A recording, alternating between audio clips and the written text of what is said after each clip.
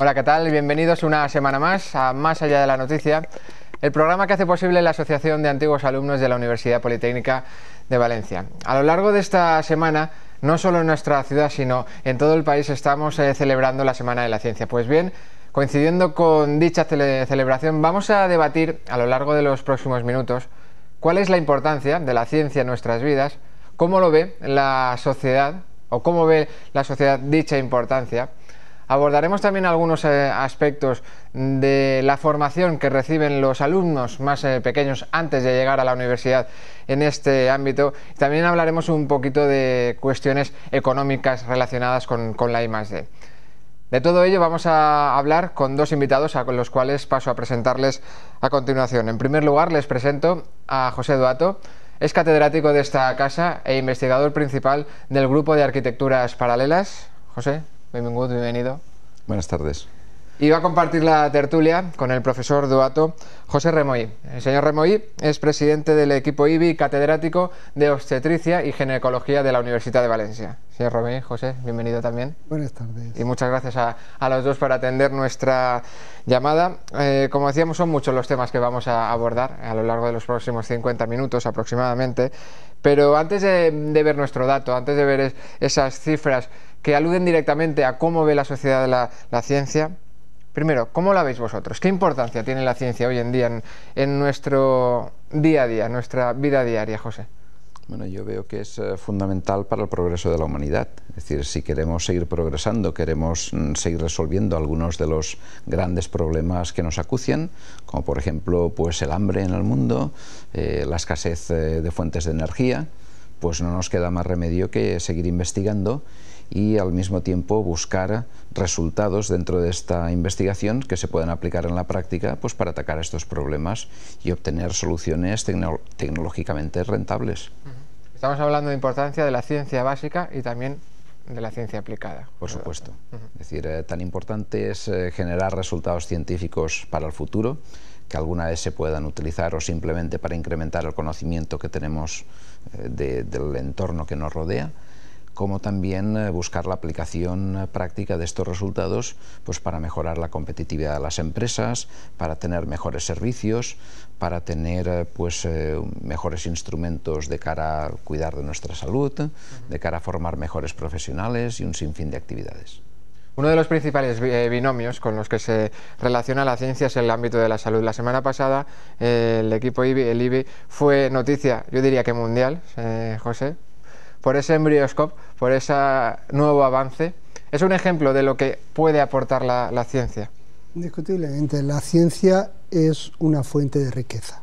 Hoy en día, contemporáneamente, la ciencia equivale a lo que en otras épocas eran las guerras, las invasiones. Siempre los pueblos han vinculado su forma de crecimiento, su forma de hacer riqueza de alguna forma. Hoy en día, indiscutiblemente, es la ciencia. La ciencia, como bien decíamos, sirve para avanzar. Calidad de vida, recursos, alargar vida, solucionar defectos, y en ello está la salud. La salud dentro de todos los ámbitos y de todas las áreas de la sociedad. La salud sigue siendo, o el médico junto con la salud, sigue siendo todavía el brujo de la tribu. O sea, todos nos gusta tener todos los avances, pero a la hora de elegir, lo primero que haya salud.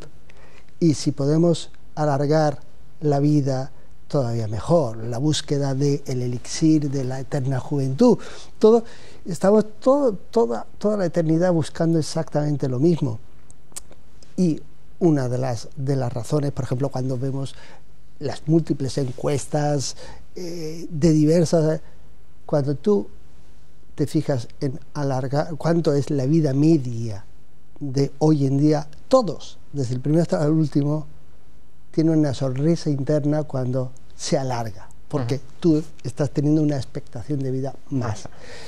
Y eso está ligado a lo que tú me has dicho, está ligado a la salud, porque la salud es digamos, el driver de alcanzar estos objetivos.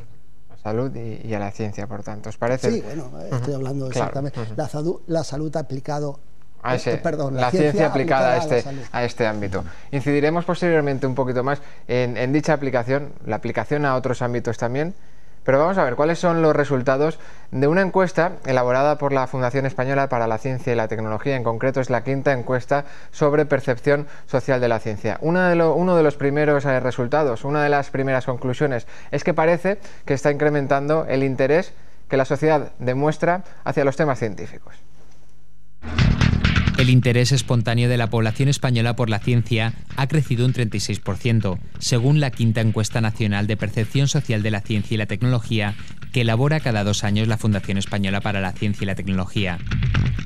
El estudio destaca además que el 77% de la población que reside en España es partidaria de aumentar, o por lo menos mantener, el presupuesto en I+D en un contexto de recorte del gasto público. La quinta encuesta española de percepción social de la ciencia revela además que desde 2008 ha crecido un 10% el número de personas que asocian el progreso científico al desarrollo económico y un 20% los que asocian estos avances al empleo. En cuanto a las áreas en las que la ciudadanía piensa que deben concentrarse los esfuerzos en investigación, la salud es señalada de forma prioritaria, seguida de las fuentes energéticas y del medio ambiente. Asimismo, la encuesta destaca el prestigio de los científicos, que son junto a los médicos los profesionales más valorados. Por otro lado, el nivel de formación científica reconocido por la ciudadanía viene creciendo desde 2002. Por primera vez desde que se realiza el sondeo, los españoles que consideran que han tenido una educación en ciencias normal superan a los que creen que ha sido escasa. En relación a la información recibida por los medios de comunicación sobre ciencia, los ciudadanos la consideran insuficiente en todos los medios, excepto en Internet, donde el 66,8% la califica de suficiente. Eran muchas las cifras que veíamos en este dato. ¿Percibís esa mejora, José Duato, José Remoí? ¿Percibís un mayor interés de la población general por los temas científicos? No en la medida que se indica en la encuesta. Es decir, digamos, parafrasear un poco lo que se ha comentado, si resulta que en 2 años hemos incrementado un 20% y un 10% respectivamente los intereses en la ciencia, etcétera, pues este paso en 10 años, el 100% de la población estará interesada en la ciencia. Y en el otro caso, el 20%, pues en 5 años...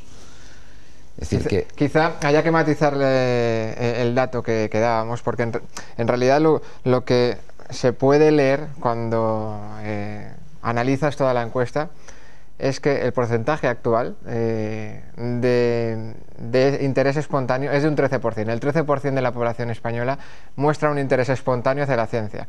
En 2008 ese interés era de un 9%, de ahí ese incremento. Esa es la lectura que quizá haya que hacer para saber que queda mucho por recorrer, que queda mucho por mejorar, entonces. Pero yo matizaría un aspecto que no es lo mismo curiosidad o deseo que la ciencia avance por implicación con que la ciencia avance. Yo creo que es muy diferente todos y no me cabe duda de que cada año las encuestas irán subiendo por la opinión que la gente tiene sobre el papel de la ciencia en la sociedad, indiscutiblemente. Ahora bien, de ahí a que tú en una encuesta te muestres pro, a que te impliques y te impliques económicamente de alguna forma en la ciencia, hay un camino, ¿no? Hay un abismo, más que un camino, hay un abismo. Porque realmente la gente puede estar interesada efectivamente en temas de salud, pues a todos les atañe. Y entonces, pues a usted le gustaría que se desarrollasen avances científicos que pudiesen alargar la vida y mejorar las condiciones de vida. ¿Quién va a decir que no? Sí, ¿quién va a decir que no? ¿A usted le gustaría poder viajar a Marte a un precio módico como ahora podemos subir a un avión? Pues ¿quién va a decir que no? Obviamente. Es decir, que eso a cualquiera que se lo plantees, pues va a decir, pues por supuesto que sí. Pero una cosa es que eso les guste, les resulte atractivo, y otra cosa muy diferente, como decía José, es que se impliquen. Y hay muchos agentes que tienen que implicarse para pasar desde ideas que tienen los científicos a productos o servicios útiles para la sociedad. Y hay un camino muy largo en donde tiene que intervenir la administración, tienen que intervenir los centros de investigación, tienen que intervenir las empresas, y ya hablaremos con más detalle de esto. ¿Y es ahí donde fallamos entonces? Fallamos en casi todos los sitios. Bueno, diagnóstico, otro más. ¿Os parece? Vamos a ver el que realiza en este caso el coordinador institucional del Consejo Superior de Investigaciones Científicas en la Comunidad Valenciana. Estamos hablando de nuestro colega también, José Pío Beltrán, que aborda algunos de los temas que ya hemos puesto sobre la mesa y nos adelanta otros que vamos a compartir con José Duarte y con José Remoy. José Pío, según la última encuesta de la FECIT, de Percepción Social de la Ciencia, los ciudadanos se interesan cada vez más por ella. ¿Compartes este diagnóstico positivo? Pues así en líneas generales yo no podría decir que sí, no es mi percepción, pero reconozco que para poder opinar necesitaría saber en qué datos se basa la FECIT para tener esa apreciación. Yo sigo observando que es bastante más fácil reunir a 1000 personas alrededor de darle un premio la otra noche aquí en Valencia a Juan Mata, que es un buen futbolista, como valenciano del siglo XXI, que reunir a 100 para escuchar a un científico de primera línea. O sea, no es mi percepción, pero insisto, me gustaría saber en qué se basa la FECIT para decir esto. Y si es así, ¿qué falla, José Pío? ¿Qué falla en la transmisión para que la gente prefiera deporte a ciencia? Bueno, yo creo que probablemente los primeros que debemos estar fallando somos los científicos. A mí me consta por las conversaciones con mis colegas que desde el mundo de la ciencia, desde el mundo de los científicos, cada vez se da más importancia y más relevancia a contar las cosas que hacemos a las gentes, y que la gente se implica, pero probablemente no lo estamos haciendo demasiado bien. También es cierto que en el mundo en el que vivimos, lo que voy a decir a lo mejor a alguno le molesta, que parece que todas las actividades que desempeñamos, aunque estén muy directamente relacionadas con nuestra profesión, si no están remuneradas pues o premiadas de alguna manera, quedan un poco al margen. Y bien es cierto que llevamos también escuchando mucho tiempo que se va a valorar en el currículum de los científicos las actividades de divulgación científica, y esto también está por venir. Entonces, a mí personalmente no es una excusa que no me vale, porque, bueno, pues no sé, por las razones que sean, siempre me gusta encontrar el tiempo para hacerlo, pero entiendo que puede haber muchos compañeros que piensen que por qué le van a dedicar esa atención si luego no les reporta ningún beneficio personal. Podría ser. Publicar o divulgar, publicar entonces. Claro, bueno, es evidente que todavía estamos, digo todavía porque, para que no se me entienda mal, estoy muy de acuerdo con que se haya hecho una distinción entre los científicos que publican y los que no publican, porque es que en este país hasta hace unas décadas daba lo mismo. A ti te colgaban la etiqueta de profesor o de científico y ya valía para lo que fuera. Yo creo que no, que está muy bien diferenciar aquellos científicos que, además de tener el nombre, publican, y además aquellos que lo hacen muy bien. Eso, desde luego, ha ido, en mi opinión, en detrimento de la calidad de la docencia, porque la mayor parte de los profesores han pensado que como se les premiaba por eso y no se les exigía demasiado en cuanto a la calidad de la docencia, que en fin se evalúa bastante menos, pues ha hecho daño, con lo cual no quita para que sea positivo valorar la investigación que hacen los científicos. Y desde luego, entre publicar o divulgar, supongo que la gran mayoría será publicar, y si luego me queda tiempo pues ya divulgaré. ¿Qué rasgo principal o qué aportación fundamental nos ofrece la ciencia? Es una pregunta quizá demasiado amplia, pero para el día a día, ¿qué nos puede aportar a corto o medio plazo, José Pío? Bueno, yo creo que desde luego hay campos y campos. Por ejemplo, yo diría ahora mismo estamos a punto de inaugurar un centro nuevo de investigación en esta universidad, que será un centro mixto entre el CSIC, la Universidad Politécnica y el CIEMAT. Bien, esto me viene a la cabeza porque, digamos, el líder que viene de fuera del CSIC a juntarse con otros líderes ingenieros que hay aquí en la Politécnica es un personaje relativamente joven que ha dedicado gran parte de su vida a estudiar nada más y nada menos que la física de partículas, es decir, algo que está pues en los propios fundamentos de entender de qué va todo esto, o sea, cómo está constituida la materia, cómo funciona, qué leyes nos rigen. Y bueno, y esto pues a lo mejor podría haber muchos ciudadanos que digan, mira tú qué bien, es decir, que este señor qué curioso y le pagamos para que aprenda, ¿no? Bueno, pues este señor que ha dedicado gran parte de su vida a esto, en un momento concreto ha utilizado todos esos conocimientos para diseñar instrumentos basados en la física, pero de uso médico, de tal manera que ha diseñado unos equipos que se basan en la tomografía de emisión de positrones, que sirven, por ejemplo, para ver con mucha precisión la localización de tumores y que se están utilizando ya en los hospitales por los cirujanos. A mí me lo han contado, me han dicho que es fantástico el avance. Bueno, pues abrimos un centro de investigación en instrumentación molecular médica. Eso lo entienden los ciudadanos. Es decir, cuando a un ciudadano que todos tenemos personas cercanas que pueden sufrir o han sufrido, sufrirán este tipo de problemas y les cuentas que la ciencia desarrolla este tipo de equipos, lo entienden enseguida. Pero yo lo he contado justamente y me ha venido a la cabeza por partir de unos estudios de ciencia básica, que parece que dice, pues mire usted qué entretenido está este señor tratando de entender los constituyentes de la materia. Pues no, para esto sirve la ciencia. La clave, por tanto, es que el ciudadano entienda, comprenda la ciencia, para que sepa lo que le aporta. Bueno, debe de entender la ciencia, al menos debe de entender, pienso, las bases del método científico, o sea, en qué consiste el método científico, cuál es la actividad básica de los científicos, y debe de saber que de hacerse preguntas y contrastar las ideas que uno ha tenido y validarlas o negarlas y seguir construyendo conocimiento, que en ese camino aprendemos a hacer muchas cosas que le sirven para vivir todos los días.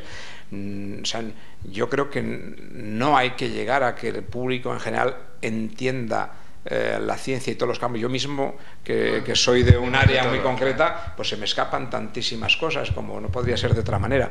Pero lo que sí es importante es que el ciudadano normal perciba qué hacen los científicos, qué metodología usan, cuáles son los fundamentos, y que sepan que al final de ese avance en el conocimiento se derivan las cosas que les permiten vivir mejor a ellos y a sus familias y a sus hijos y a sus nietos.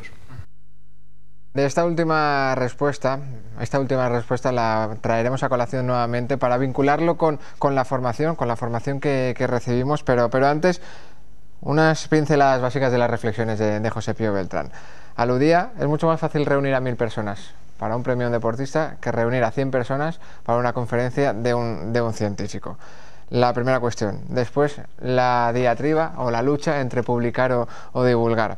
La calidad de la docencia. Compartís ese diagnóstico. Lo primero,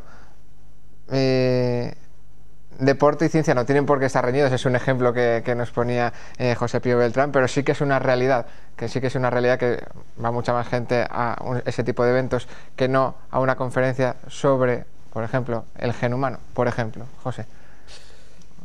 Sí, Juan, José Remoí y José Duato, sí, perdón. Los dos somos José. Sí, José Remoí. Bueno, yo creo que la diversión y la parte lúdica de la vida no está reñida, claro. No tiene que ser criticada. O sea, a mí me gusta el deporte como el que más. Y es normal y es lógico que en un evento de estas características reúna 10 veces más o 100 veces más que un evento científico. Y si tú mucho me apuras, como bien se ha dicho antes, si es un evento científico, pero de aplicación clínica o de aplicación en la empresa, todavía reunirá 100 veces más que si es estrictamente básico. Claro. O sea, tiene su público. Eso no quita que la ciencia tiene que divulgarse. Indiscutiblemente. Se tiene que publicar, porque si no, no hay avance.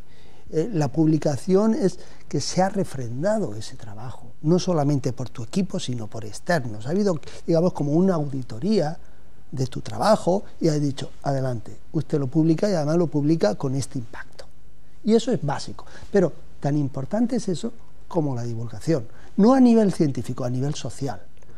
Y yo lo hablo por mi área. O sea, yo trabajo en un área que en estos últimos 20 años ha pasado de ser tabú, de ir escondiéndose, de relacionar su problema con áreas divinas, a la normalidad de descolgar el teléfono, decir, tengo este problema, soluciono, quiero una solución médica. Y eso no lo hemos hecho nosotros. Nosotros hemos publicado, nosotros hemos investigado, hemos hecho avances. Realmente son los medios de comunicación quien ha logrado divulgar los avances científicos y los ha puesto en la sociedad y ha creado una normalización. No solamente dar a conocer, sino normalizar que eso no es nada extraño. Medios de comunicación en sintonía total con el científico, con el investigador, porque esa sinergia es fundamental. Se ha de divulgar, José. Yo creo que tenemos aquí un ejemplo por parte del Instituto Valenciano de Infertilidad y por parte también del grupo en el que investiga José Duato, un ejemplo de divulgación. En vuestro caso en el área de la informática, en vuestro caso en el área de la salud. Por tanto, posiblemente la pregunta tenga respuesta afirmativa. Se ha de divulgar. ¿Vosotros lo veis así? Para que la sociedad sepa qué se hace y para qué se hace. Bien, por supuesto se ha de divulgar. Ayer mismo estuve impartiendo una conferencia de divulgación, sin ir más lejos, dentro de la Semana de la Ciencia, en Alcoy. Pero yo te diría, la pregunta no es la adecuada. Creo que no tiene sentido comparar una actividad de ocio, en donde obviamente a mucha gente le interesa divertirse en su tiempo libre haciendo las actividades que le apetezca, o una actividad formativa, aunque sea a nivel de divulgación, de que habrá unas cuantas personas que tengan curiosidad en un tema concreto. Si comparamos una actividad de ocio con otra de interés, aunque sea, digamos, a nivel de divulgación una temática concreta, obviamente va a haber muchísima más asistencia al primer evento. Yo creo que no ese es el planteamiento. El planteamiento de la divulgación es otro. Lo que queremos no solamente es divulgar resultados concretos, sino sobre todo divulgar la importancia que tiene la ciencia en el futuro de nuestra sociedad como actividad general. ¿Para qué? La cadena es la siguiente y es muy sencilla. Queremos que la gente sea consciente de la importancia de la ciencia para dos cosas. Primero, para fomentar las vocaciones científicas entre los jóvenes y que ese porcentaje de alrededor del 25% de estudiantes que cursan las ramas de ciencias y tecnológicas que tenemos en la actualidad se incremente y pase a ser superior al 60%.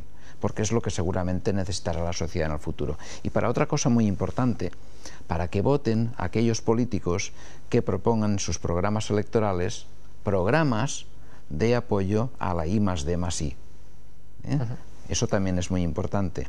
¿Para qué? Para que si los políticos se den cuenta de que tienen que apostar por esa vía y que tienen que poner una serie de programas en marcha con unos niveles mayores de financiación y también orientados de tal forma que al final puedan llegar los resultados a las empresas.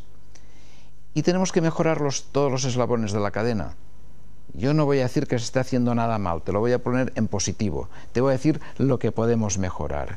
Podemos mejorar la percepción social de la ciencia para, como decía antes, fomentar las vocaciones científicas y también para que voten a los programas políticos adecuados.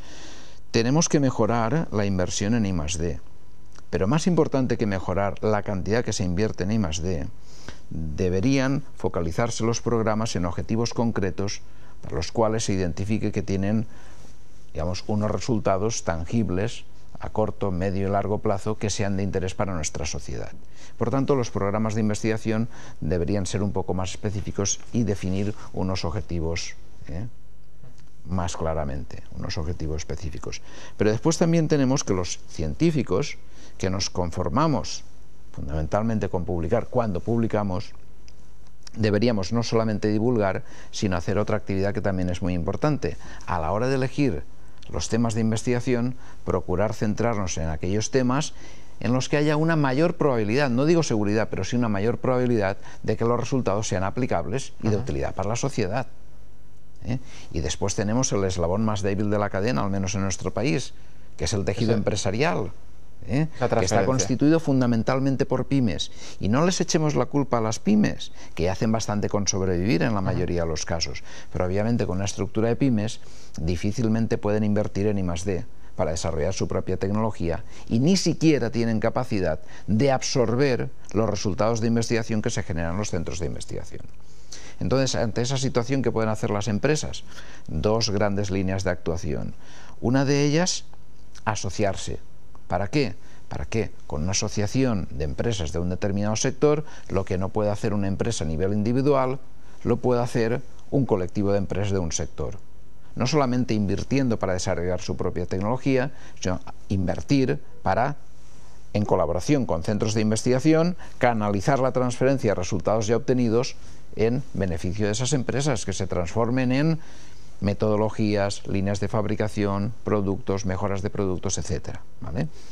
Y después, por otra parte, creación de empresas de base tecnológica, en las cuales, a partir de resultados de investigación, si las empresas que existen en un momento en un determinado país, incluso si se asocian, no pueden absorber esos resultados, porque estamos hablando de resultados en campos en los que no hay producción, pues creemos nuevas empresas que puedan canalizar esos resultados y convertirlos en productos y luego en beneficios. Estamos hablando de un nuevo modelo de transferencia, José. Estamos hablando de cambiar totalmente el país. De acuerdo. Y en ese cambio, y recogiendo el testigo que nos ofrecía José Remoy hace un momento, ¿qué importancia le otorgáis vosotros a los medios de comunicación? Decíamos, la semana pasada el Instituto Valenciano de Infertilidad era noticia mundial, una nueva técnica, presentabais una nueva técnica de selección de embriones, ha salido en todos los medios. Es fundamental, por tanto, también una buena preparación de divulgación, una buena campaña de comunicación, José Remoy. Es fundamental, pero es fundamental para a diversos estadios. El espectro social, es decir, es importante que la sociedad conozca los avances, que sea un receptor de esas noticias, pero no solamente el ámbito social, que ya lo hemos comentado antes, sino incluso empresas, centros de investigación, centros de creación de profesionales, como pueden ser las universidades. El ejemplo de la semana pasada, que ha sido el primero en el mundo, y que llevamos muchos años trabajando en esta área. ¿Qué es si lo analizas realmente? No es nada, no es el descubrimiento de la penicilina, que además fue por casualidad y tal y cual, que haya sido antes y después. Tan sencillo que ha sido como poner a diferentes profesionales con diferente formación a trabajar en un aspecto, en una cosa muy determinada. Concretamente se ha desarrollado un aparato donde se podía hacer fotografías y visualizar sin cambiar las condiciones de desarrollo embrionario inicial. Y a la vez ir determinando la respiración, consumo de oxígeno. Cosas que yo en esta casa, yo vengo de la literaria, vengo de medicina, en esta casa todo eso se estarán riendo todos, porque de una forma o de otra es como cosas muy sencillas. Y esto ha sido el producto de juntar las necesidades y el conocimiento médico con las habilidades de otros profesionales que no tienen por qué saber medicina, ni los médicos tienen por qué saber lo otro. Y esto al final se ha dado en la empresa, lo que tú decías. Al final ha ido a juntarse, a conocerse en la empresa. ¿Por qué? Porque indiscutiblemente por unos objetivos empresariales muy concretos, avance, todo lo que quieras. Y eso ha sido el secreto de todo. Y eso, tan sencillo como eso, ha sido un impacto mundial. ¿Por qué? Porque no se había hecho en ningún sitio jamás.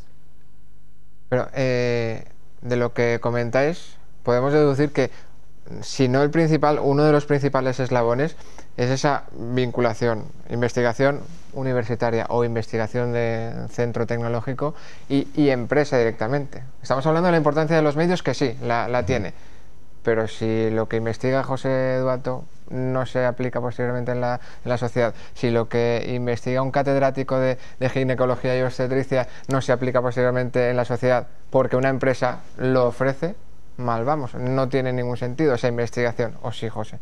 Vamos a ver, te lo planteo en términos cuantitativos, no, cualitativos más bien, para que veas la importancia que tiene. Si nosotros invertimos una cantidad X en I+D, cuando digo nosotros porque todos lo pagamos con nuestros impuestos, por eso digo nosotros. Es decir, que con los impuestos, el Estado, las comunidades autónomas invierten unas determinadas cantidades en I+D. ¿Qué es lo que obtenemos de esa inversión en I+D? Suponiendo que salga bien, suponiendo que el grupo que recibe esa financiación sea un grupo razonablemente bueno y que tenga una producción científica, en el mejor de los casos produce doctores y produce resultados científicos que se publican. ¿Vale? Los doctores, lamentablemente en este país, casi ninguno se emplea en las empresas, con lo cual no estamos contribuyendo al tejido productivo. Y los artículos, si se quedan en publicaciones, pues sirven para que otros investigadores pues los utilicen para continuar su trabajo, para referenciarlos y poco más. Es decir, que tenemos una producción real más bien escasa. ¿No sería mucho mejor si, además de formar doctores y además de publicar artículos, consiguiéramos que una parte, no digo muy grande, pero una parte de esos resultados consiguiéramos convertirlos en productos o servicios útiles para la sociedad? Creo que la rentabilidad de esa inversión en I+D sería mucho mayor. Pues de lo que se trata es de fomentar, motivar a la gente para que cambie un poco de actividad, para que cambie de actitud, para que se preocupe un poco más. Los investigadores de investigar en, digamos, ideas, líneas que puedan tener una aplicación más clara, y las empresas de hacer un esfuerzo por acercarse al mundo de la universidad, que muchas veces lo ven como un mundo extraño, que no les entiende, y poder llegar a un acuerdo para colaborar y de esta forma canalizar esos resultados y traducirlos en productos. Es algo en donde todos tenemos que apostar por ello y todos tenemos que dedicar tiempo. ¿Y detrás de ello hay una cuestión de formación también, José? Por supuesto que sí, por supuesto que sí. Es curioso que muchos de los exalumnos de esta universidad que están en el mundo de la empresa durante muchos años, llega un momento que ven a la universidad como algo extraño, que habla un lenguaje que no les entiende y ellos no entienden. En parte tienen razón, parece una paradoja, ¿no? Es decir, alguien salido de la universidad que al cabo del tiempo piense que la universidad es algo extraño y que no entiende el mundo de la empresa, cuando realmente ellos han pasado por la universidad. También es cierto que tenemos muchos empresarios que no han pasado por la universidad. Pero ¿cuál es la fuente del problema? Son muchas, no es una única fuente del problema, porque si hubiese una única fuente del problema, seguramente atacando ese problema lo resolveríamos, pero no es así, es muy complejo. Tenemos por una parte universidades en donde, si ahora hiciéramos una encuesta y miráramos a ver cuántos profesores han pisado el mundo de la empresa, bien porque hacen colaboraciones asiduas con empresas o bien porque han desarrollado actividad profesional en el mundo de la empresa antes de entrar en la universidad, o porque comparten su posición en la universidad con una actividad empresarial, y veríamos que el porcentaje es muy pequeño. ¿Cuántos profesores universitarios se preocupan cuando elaboran o participan en la elaboración de un plan de estudios de poner contenidos relacionados con el mundo de la empresa? Hablo de cosas como dirección de proyectos, cosas como dirección y gestión de empresas, es decir, una serie de conocimientos, trabajo en equipo, etcétera. Esos conocimientos en general no se imparten en casi ninguna de las titulaciones universitarias de este país, con lo cual, pues cuando nuestros titulados llegan a las empresas, pues tienen que aprender eso de nuevo, pero en ese aprendizaje se van desconectando del mundo de la universidad, que lo acaban viendo como algo que sí les ha dado una formación de base, pero no les ha dado una formación útil para su quehacer diario. Y en ese sentido se distancian. Este mismo diagnóstico nos lo transmití hace poco un representante, en este caso del sector del mueble, era de Tableros Folgados, su gerente, en el que se lamentaba de esa ruptura, que los universitarios que llegan a su empresa no saben realmente cómo es el mundo empresarial, y que es muy diferente, o quizá no tanto, al mundo universitario. Por tanto, el diagnóstico lo comparte desde la universidad y desde la empresa. Ahí sí que hay algo que está totalmente roto, José, entonces. José Romoy. Además hay otro componente. Hoy en día, no quiero generalizar en todas las universidades, sí en muchas españolas, además no soy un gran conocedor de las diferentes universidades. La formación es una formación que está obsoleta. Todavía se prima el empollarse y el saberse de memoria los 1500 folios de tal para tal examen y jugárselo todo a una carta. Y no sirve para nada ni el esfuerzo ni otras habilidades o actitudes. Eso es un problema de base. Segundo, es en las universidades, en la mayoría de las universidades, no se enseña a investigar. Se focaliza en lo que hemos hablado, en adquirir conocimiento, empollar. Pero no se enseña a investigar. Uno es investigador no cuando acaba, sino cuando acaba empieza su proceso de formación para ser investigador. Y eso debe cambiar, porque estamos perdiendo. Es normal que de esa forma, cuando un licenciado o cuando uno termina su grado, sale a la calle y llama a una empresa y dice, no, yo... Respondes a lo que... No te cojo. Primero, porque hay empresas que no están interesadas o no tienen la cultura de, y esas son al margen, pero las que tienen, no lo van a coger. A no ser que lo bequen tal cual y le paguen el salario tal cual y lo ponen ahí, que además va a hacer el café. No lo van a coger, porque no le va a solucionar las expectativas que esa empresa podría desarrollar. Además de que no hay una cultura muy grande dentro de la empresa, tampoco. Pero yo creo que eso es una realidad y que viene desde el inicio, de la formación, que era tu pregunta. Ya que estamos hablando de formación, vamos a bajar unos escalones. Vamos a hablar de enseñanza secundaria, de bachillerato y de ciencia. De esa base científica, o de esa formación científica a la que aludía también José Pío. No se trata de que toda la sociedad sepa de cada una de las disciplinas, pero sí que tenga esa base que le permita, por lo menos, pensar en ciencia. José, ¿cómo vienen de preparados?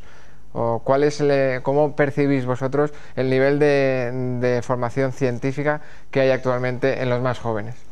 Pues cada vez peor. Y dos son las causas. Vamos a ver, si por una parte el porcentaje de vocaciones científicas entre los estudiantes jóvenes pues ha ido cayendo con el paso de los años, y en estos momentos creo que está, si no recuerdo mal, en torno a un 25% de los estudiantes son los que eligen ramas pues de ciencias o tecnológicas, ¿no? Si no recuerdo mal, creo que estaba por ese porcentaje.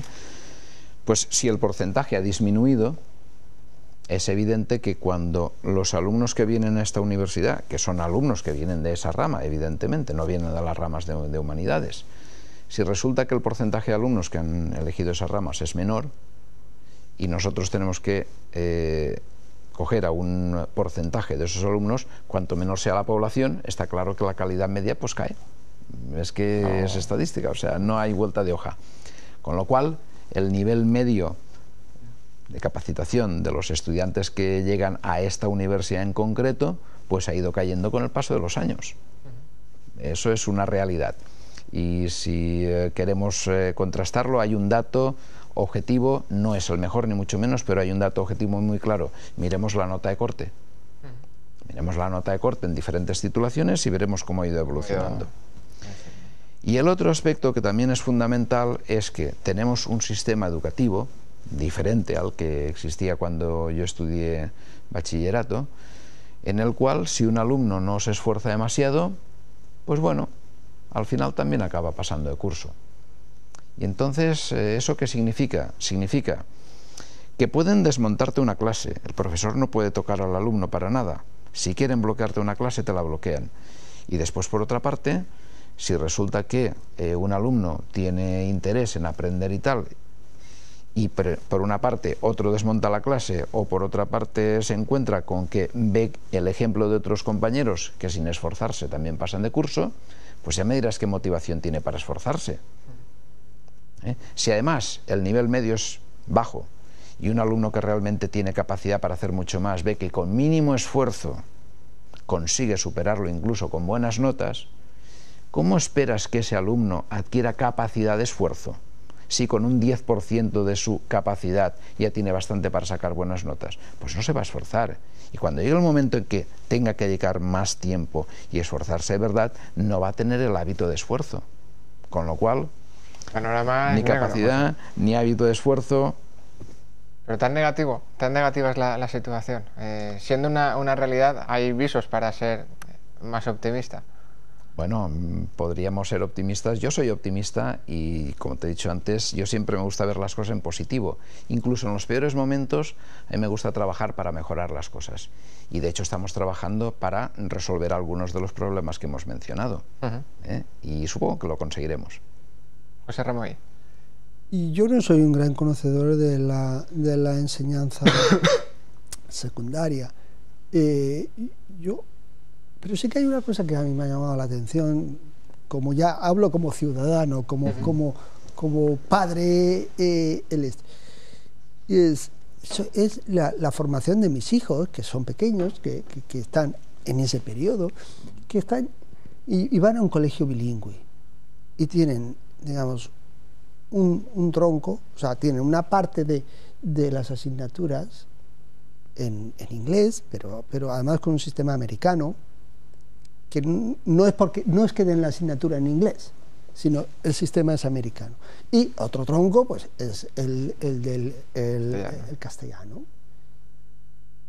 Y realmente me ha sorprendido cómo se abordan los conocimientos de una forma y de otra. Cómo la transmisión de mensajes es el mismo curso, la misma edad, el mismo alumno, el mismo colegio, la misma aula y el mismo pupitre, de todo. En un modelo y en otro. En un modelo y en otro. Y no tiene absolutamente nada que ver. Te das cuenta cómo desde niños les van enseñando lo que es el concepto de la media, la moda, la estadística, la tal cual, sin ellos saberlo. Y cómo en la otra rama todavía estamos aprendiendo los reyes católicos, Te hablo como ciudadano, sí. Te hablo como padre, sin conocer a profundidad, pero es una cosa que me llama tremendamente la atención. Y claro, yo creo que eso a futuro se va a plasmar en la forma de trabajo, en la forma de investigación, en la forma... Todo eso. O sea, nosotros para llegar a sintetizar, llegar a realizar un trabajo, hemos dejado muchos años en el camino para llegar a tener lo que otra gente tiene de forma diaria, ¿no? Solo es un comentario. Una reflexión más, la verdad es que es sorprendente esa diferencia de modelos en un mismo pupitre. Vamos a dejar aquí esa parte de formación. Nos quedan 10 minutos aproximadamente y hemos de incluir una segunda entrevista. Para cerrar con nuestra tertulia, vamos a abordar el tema de la inversión en I+D. Son pocos minutos, posiblemente seguro que daría para un programa entero, pero comentabas en tu intervención, José, esa formación de los ciudadanos, esa formación también de los alumnos, para tener más vocaciones científicas y para que respondan o que hagan responder a los políticos por una mayor y mejor inversión en I+D+, y por apostar por aquellos políticos que a su vez apuesten por esta área. Hoy la apuesta es correcta. ¿Por parte de quién? De los políticos. Yo creo que no. Porque si miras los programas electorales, pues rara vez encuentras que hablen lo más mínimo de inversión en I+D. Y cuando lo hacen... Se habla mucho de innovación, se habla mucho... Sí, innovación, pero en unos términos en donde cabe todo. Es decir, es un término bonito en donde acaba siendo un cajón desastre, donde todo cabe y donde la mayoría de las actuaciones realmente no están suponiendo un progreso importante. Entonces, a mí me gustaría que fuesen actuaciones más efectivas. Y entonces, para ser realmente efectivo, tenemos que cambiar la forma de pensar de esta sociedad. Y tenemos que hacerlo desde múltiples frentes. De hecho, el problema es muy complejo. Tenemos que contribuir nosotros con una mejor divulgación de los resultados científicos para que la población adquiera conciencia de que la ciencia es importante para su futuro. Tenemos con eso que incrementar las vocaciones científicas entre los jóvenes. Científicas no me refiero que vayan a ser investigadores, me refiero a que cojan una rama de ciencias o una rama tecnológica cuando estudian en sus primeras etapas de formación. Después tenemos que mejorar la estructura de los programas de I+D, en donde en lugar dinero en plan café para todos con una cierta selección, no. Pongamos unos objetivos, pongamos unos programas de élite que se han puesto en marcha en algunos casos y luego se han quitado, como es el caso del Consolidator Ingenio, que se puso en marcha y luego se va a quitar y parece que no va a tener continuidad. Y, digamos, realmente apoyemos a los grupos que están trabajando bien. Después, por otra parte, incentivemos cada vez más las actividades de transferencia del conocimiento. ¿Cómo? Si hace falta, igual que tenemos unos sexenios de investigación, unos sexenios de transferencia de conocimiento. Y quién sabe, igual eso pasa a ser una realidad dentro de muy poco. O sea, ¿qué fórmulas hay? Fórmulas hay y hay gente que está trabajando porque eso sea una realidad pronto o tarde. Es decir, que no perdamos la esperanza porque, aunque haya parecido un poco negativa mi intervención anterior, simplemente creo que debemos conocer la realidad para poder mejorarla. Si no somos capaces de analizar objetivamente la realidad que tenemos en nuestro alrededor, difícilmente podremos corregir las deficiencias. Entonces, primero hay que analizar las deficiencias para después poder implantar medidas no correctoras, sino, digamos, de mejora de la situación. Y en ese sentido, ya digo, tenemos que apostar por esto. Las universidades tienen que hacer un esfuerzo por buscar una investigación cada vez más aplicable en la medida de lo posible, sin dejar por ello de lado la investigación básica, y tenemos también que apoyar a las empresas para que se asocien, para que se creen nuevas empresas de base tecnológica, etcétera, y mejoremos el tejido empresarial para que sea más receptivo a esos resultados de investigación. Todos tenemos que hacer un gran esfuerzo para mejorar. ¿Algún apunte más respecto a este casi decálogo que nos ofrece José Duato? Yo coincido 100%. Lo único, yo siendo muy pragmático, rompería una lanza por los políticos, del color que sean, ¿eh? O sea, yo no soy, digamos, lo más apolítico que puedes encontrar en la vida. Ahora bien, yo creo que los políticos, el problema es que no hay dinero. Porque si hubiera dinero, yo creo que no estarían, no habría esa discusión de si apuesto más por I+D y I+I o si no, tal. El problema es que no hay dinero. Si no hay dinero, sí.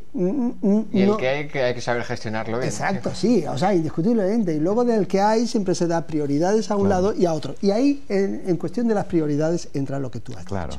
Pero en esa línea, José, estarás de acuerdo conmigo en que si tenemos un dinero y ese dinero lo damos a una investigación que no genera más que artículos y tesis, o si por contra lo damos, al menos en parte, a una investigación que genera resultados transferibles y además damos financiación para que las empresas absorban esos resultados, con el mismo dinero podemos rentabilizar mucho más esa inversión. A eso es a lo que iba. Es decir, no estoy hablando tanto de incrementar como de optimizar la ejecución del gasto en I+D.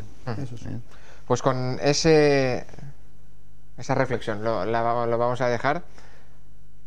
Nos agradecemos nuevamente vuestra presencia en esta tertulia, José Duato y José Remollí. Y ahora, para acabar nuestro programa, Les ofrecemos una segunda entrevista en la que abordábamos también la cuestión o la importancia de la empresa. En este caso es con el catedrático y también presidente de DASE Photonics, Javier Martí.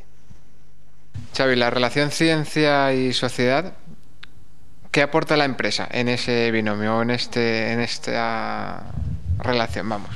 Bueno, la empresa lo que aporta es convertir los resultados de la ciencia en algo que la sociedad lo pueda utilizar en la vida social en sí, ¿no? en el día a día.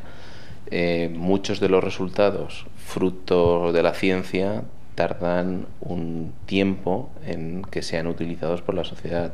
Las empresas actúan como catalizadores del proceso de acelerar que los resultados lleguen a la sociedad, y de hecho ese es es la motivación y la vida de las empresas, es, digamos, sacar partido económico para convertir esos resultados, esa innovación, en productos que los adquiera la sociedad, pensando en mejorar la calidad de vida y mejorar servicios al final que los ciudadanos puedan utilizar. ¿Y crees que la sociedad, está ávida de ciencia, demanda más ciencia en general? Sin duda, la sociedad demanda ciencia, pero digamos, más que la ciencia en sí, lo que la sociedad recibe, de lo que se alimenta en la sociedad, es de los resultados de la ciencia reelaborados. Es decir, no directamente de la ciencia o de los resultados, sino de cómo, digamos, se puede dar un empujón a esos resultados que produce la ciencia. ¿Cómo crees que os percibe la sociedad, a los científicos, a los investigadores, Xavi? Pues creo que realmente la percepción es un poco como, digamos, hay un respeto a los científicos, un reconocimiento, pero en general no suele quedar muy claro cuál es la contribución de los científicos a la vida del día a día. Entonces, sobre todo porque los científicos no participan normalmente en los procesos, posteriores a la consecución de resultados, sino generan unos resultados científicos, la mayor parte aplicables a muy largo plazo, o muchas veces la sociedad no percibe, ni siquiera se acuerda de los resultados científicos que generaron la innovación que posteriormente se convirtieron en productos que son claves para la vida de las personas. Y en todo ese camino comenzábamos la entrevista haciendo la alusión a la empresa. En este caso, la spin-off es el modelo ideal, es un modelo más, Xavi, para esa transferencia, para que ese llegar, la ciencia básica se convierta en ciencia aplicada y llegue por tanto a la sociedad. Bueno, vamos a ver, las spin-off universitarias es un modelo interesante porque, por una parte, se alimentan mucho de la ciencia generada por institutos de investigación, luego están cercanas a los institutos de investigación, y por otra parte tienen objetivos económicos, objetivos de negocio, y esos objetivos de negocio claramente acaban desencadenando una serie de productos que se venden en un mercado. Entonces, la ventaja de las spin-off tal vez sea la cercanía a los productores de ciencia, y eso mejora sin duda ese proceso de catálisis, de producción de resultados que sean fácilmente utilizables por los ciudadanos.